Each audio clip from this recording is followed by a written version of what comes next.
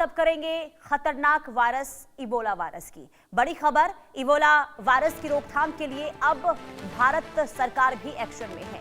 भारत सरकार ने प्रभावित देशों की यात्रा से बचने की सलाह दी है।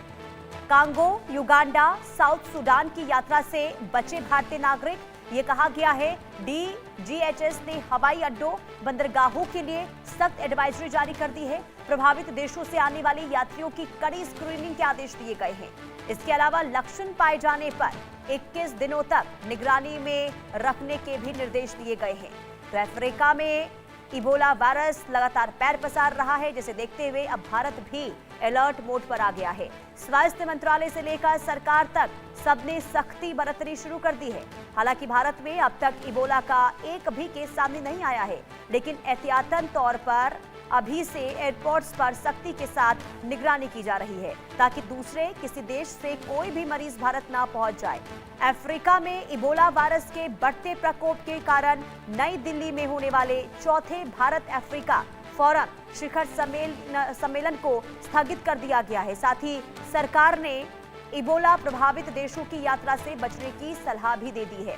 वहीं इन देशों से आने वाले यात्रियों के एयरपोर्ट पर स्क्रीनिंग के आदेश दिए गए हैं। आपको बता दें कि इबोला वायरस को जानलेवा संक्रमण माना जाता है। इसमें हेमोरेजिक फीवर यानी कि रक्त स्राव के साथ बुखार होता है। इससे पीड़ित मरीज को तेज बुखार आता है और शरीर के इंटरनल अंगों में खून बहना शुरू हो जाता है और ऑर्गन फेलियर जैसी चीजें भी देखने को मिलती है। अब डेमोक्रेटिक रिपब्लिकन ऑफ कांगो और युगांडा जैसे अफ्रीकी देशों में इबोला वायरस के नए स्ट्रेन का प्रकोप जारी है। स्वास्थ्य रिपोर्टों के माने तो उसके अनुसार अब तक इबोला के लगभग 246 से 600 तक संदिग्ध मरीज सामने आ चुके हैं और करीब 80 से 139 लोगों की संदिग्ध मौत भी हुई है। यानी कि अफ्रीका में जो लगातार इबोला का कहर देखने को मिल रहा है, अब इससे लेकर भारत भी अलर्ट मोड पर दिखाई दे रहा है। और इसके पीछे की बड़ी वजह आप इस तरीके से समझ सकते हैं कि WHO ने भी इसे बताया है कि वैश्विक स्तर पर यह बहुत ज्यादा खतरनाक है।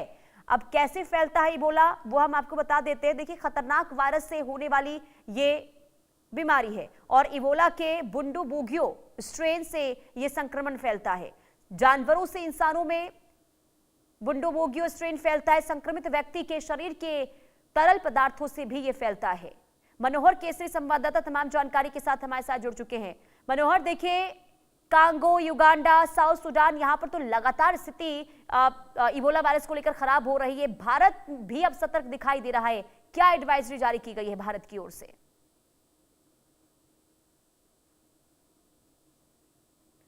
मनोहर, आपकी आवाज हम तक नहीं पहुंच पा रही, माइक को अनम्यूट कीजिए।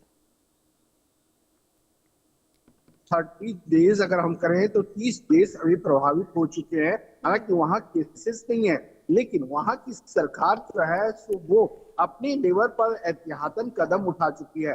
अगर हम भारत की बात करें तो भारत सरकार की ओर से उन जो अफेक्टेड कंट्रीज है, चाहे हम डेमोक्रेटिक ऑफ रिपब्लिक कांगो की बात करें, युगांडा की बात करें और साथ ही साथ साउथ सूडान की बात करें, इन तीनों देशों में लोगों को जाने से मना किया है। भारत सरकार की ओर से एडवाइजरी जारी की गई है। उससे बताया गया है कि आपको अगर जरूरत नहीं है तो आप इन देशों में जाने से परहेज करें, उन देशों में ना जाएं। साथ ही साथ बता दूं कि इससे पहले भी भारत सरकार ने एयरपोर्ट पे एडवाइजरी जारी कर दिया है। अगर हम देखें तो बीते 48 घंटों में दिल्ली एयरपोर्ट हो और भुवनेश्वर हो, बेंगलुरु हो या फिर देश के अलग अलग जो बड़े एयरपोर्ट हैं, मेट्रोपॉलिटन सिटीज है जहां विदेशों से लोग आते हैं, उन एयरपोर्ट पे स्क्रीनिंग शुरू कर दी गई है, ताकि इन तीनों देशों से अगर कोई पैसेंजर आता हो तो उनकी स्क्रीनिंग की जाए और साथ ही साथ में 21 दिन तक मॉनिटर किया जाएगा।